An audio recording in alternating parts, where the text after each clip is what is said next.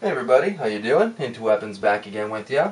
Thought I would real quickly do a video on the AK-47s that I have in my collection. I should say AK-47s and AK-47 variants, as the platform is used for a lot of different calibers and firearms that are related to AK-47s, but not necessarily considered an AK-47. Over the years that I've been shooting and collecting firearms, I have definitely found that the AK-47 platform is my favorite, just for dependability and reliability. You really can't match an AK-47. They're easy to work on, they're cheap to get, there's a lot of aftermarket parts and accessories that are available to them. There might not be as 100% customizable as an AR-15 platform, but there are certainly enough aftermarket parts to keep you busy and upgrading these firearms. So again, just really wanted to kind of pull out all the AK-47 platform type rifles and pistols that I have in my collection and just kind of show you what I got. This is going to be growing. This is a video that I'm making here in 2013, early 2013, so I'm sure there'll be additional ones added as we go along.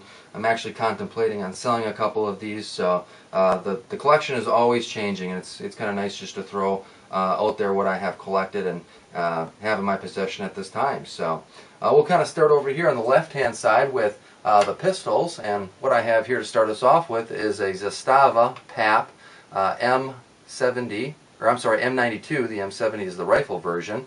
This M92 is something that I purchased probably 7 or 8 months ago. It's a great pistol. It's got a lot of cool features to it.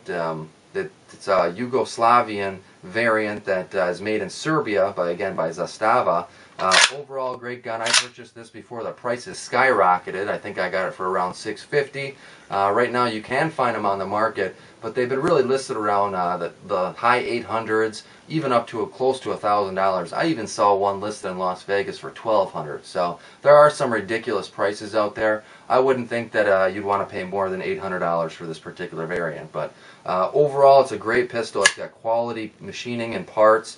It is a stamped receiver, as you can see. It's got one hell of a muzzle flash. It does have a threaded barrel, so you can put down the Bulgarian crink style brakes on there, and just overall a real fun AK-47 pistol. If you're looking for an AK pistol, this is a great one to consider, and you can still find them on the market, like I said.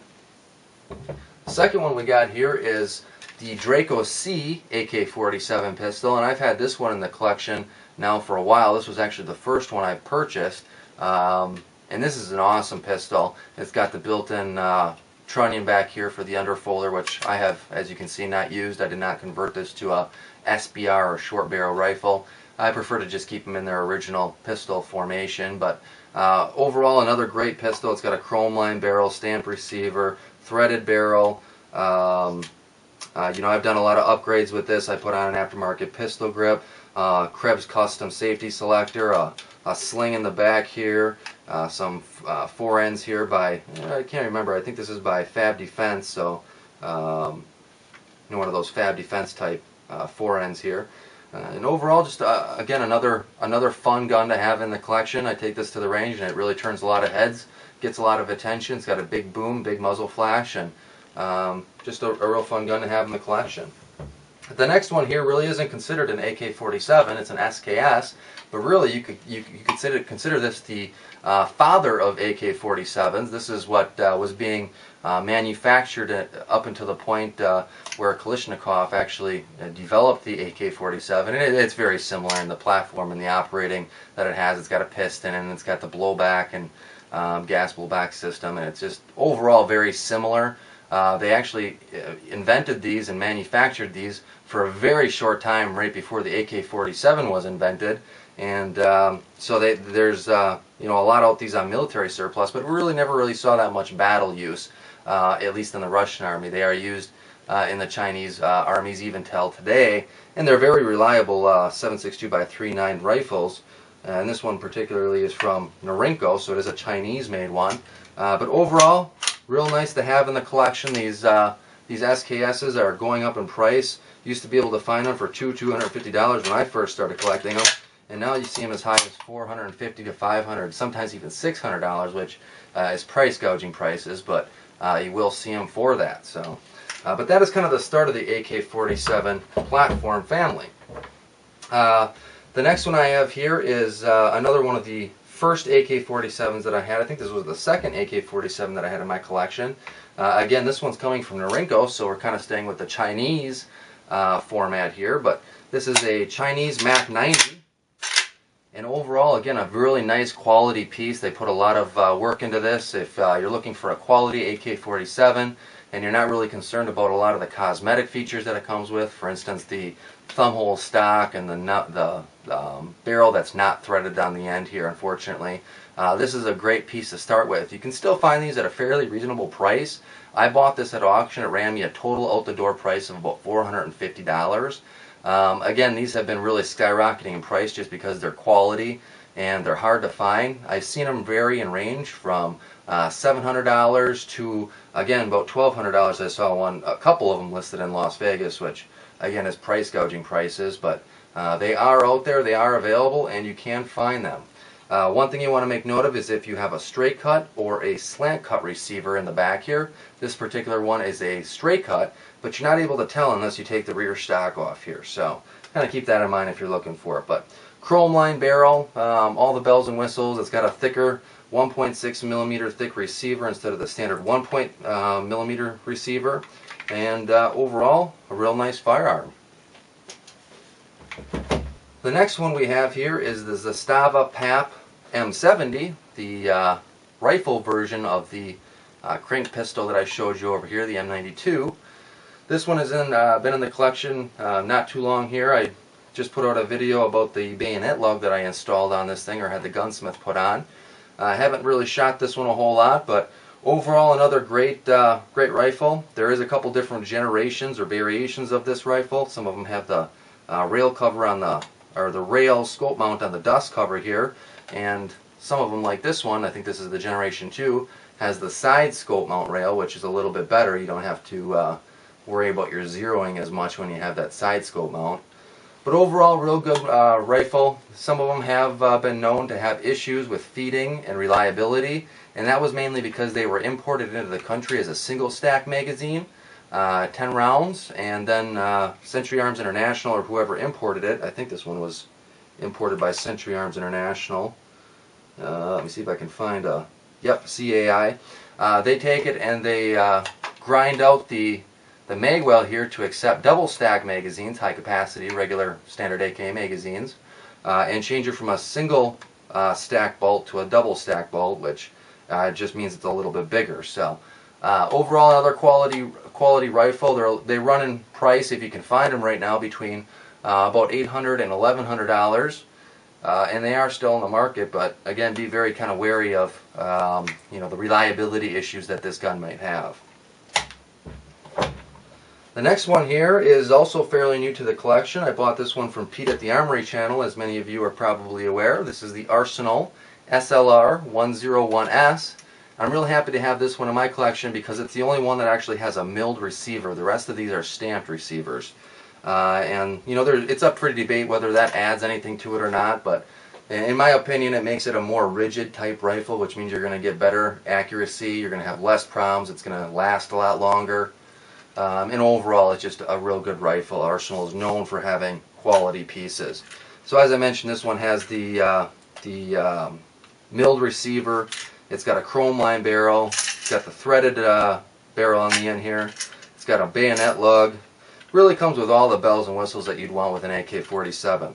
The action is very smooth. Probably one of the smoothest actions that I have in any of my AK-47s. It's like glass, really.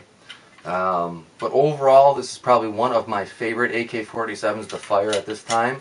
It's got a real nice feel to it. The trigger is really crisp and overall real nice. So that's one that is not on the market any longer. You can buy them on the used market, but the prices have really gone up, mainly because milled receivers are becoming harder and harder to find. Although there are a lot more out there than there used to be 2 or 3 years ago. But this will run you about $1,000 to $1,500 depending on where you're able to find it and the condition it's in. The next one here is a VEPR 7.62x54R. Now we're kind of getting into the AK-47 type rifles, but chambered in different type calibers. So this one isn't your standard 7.62x39. It's 7.62x54R. but it does fit the AK variant platform, mainly because it's set up exactly the same. It's got the thumb hole stock, it's got a nice thick RPK type receiver, RPK type rear sight, nice heavy barrel, chrome line barrel, it's got the threaded muzzle on the end here. Overall, real nice gun. Haven't fired it a whole lot. Comes with a standard 10 round box magazine, or I'm sorry, 5 round box magazine, but you can get the 10 round magazines for it, so they are expandable. But this one's got one hell of a muzzle flash, and as many of you have probably seen my video out there already, I got some video out there on that. It's a great firing rifle. There's not as much kick as you would imagine, and it's got one hell of a muzzle flash. So overall, just another fun gun to have in the collection.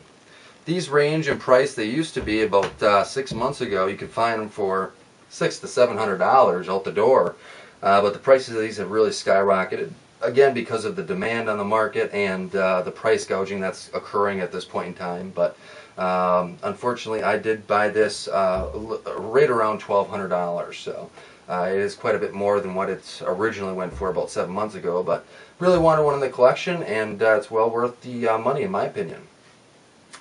The next one I have here is PSL 54C. This particular one is again a 7.62x54R AK variant.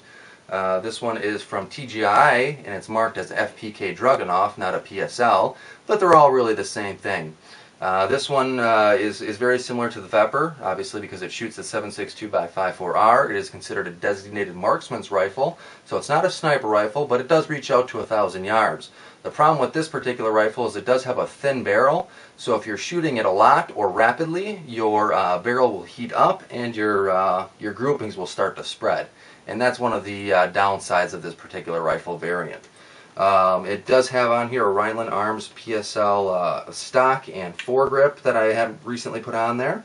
But other than that, everything else is pretty much standard on it as it comes from TGI. And this is a fun rifle to shoot. It does come with a POSP scope, which I don't have here to show you. But it does reach out there, and it's quite a fun gun to shoot. The next one that we have here, the last one I have, is a Saiga 12, and this one again is a 12 gauge, so it's not a traditional 7.62x39 AK, but it is an AK-47 variant, being that it operates in the same fashion that an AK-47 does. It's got all the the bolt and the charging handle, etc. This gun is pretty nice. I haven't shot it a whole lot. I'd like to shoot a lot more than what I have, but just haven't gotten out to the range to be able to shoot this. There's very few ranges in my area that allow this type of gun to be used at it. The indoor range won't, and the outdoor range only allows me to use slugs, which are pretty expensive, and it beats up the gun quite a bit. So I just really haven't got a whole lot of chance to shoot this, but the Saiga 12s have been on the market forever. I paid close to $800 for it out the door. As you can see, is a converted. It's got the pistol grip on there and the stock. Some of them don't come converted like that, and they run you about $600. But if you can find the converted now, they still range around the $900 to $1,000 mark. So the price on these haven't gone up dramatically like a lot of the other AK-47s. But overall, real happy that's part of my collection as well. And that's it, guys. We got 1, 2, 3, 4, 5, 6, 7, 8, 9 total AK-47s in the collection. And like I said, I'll probably be selling 1 or 2 of them. I'm thinking about selling the MAK-90. Don't really see a need to have that in my collection anymore. We'll see what kind of offers I can get for it. Certainly don't want to give it away, but I don't want to price gouge people either, like a lot of people are doing. So we'll just kind of see if I get any offers on it and how much I'm able to get for it. If I can't get a reasonable price for it, I'll just hang on to it. Never hurts. The prices on these will always go up. I can guarantee you that if you buy an AK-47, it will hold or retain its value better than any AR-15. It'll probably grow in value a lot quicker as well. And that's just because of the demand and the supply that's on the market. There's a lot more AR-15s on the market than there are AK-47s, and that's just a plain fact. So, ultimately your value there is going to be a lot stronger than an AR-15. So, that's pretty much it, guys. I hope you enjoyed. If you have any questions, feel free to let me know. Comments, suggestions, feedback, all those things are highly appreciated. Otherwise, until next time, I appreciate you watching, and take it easy.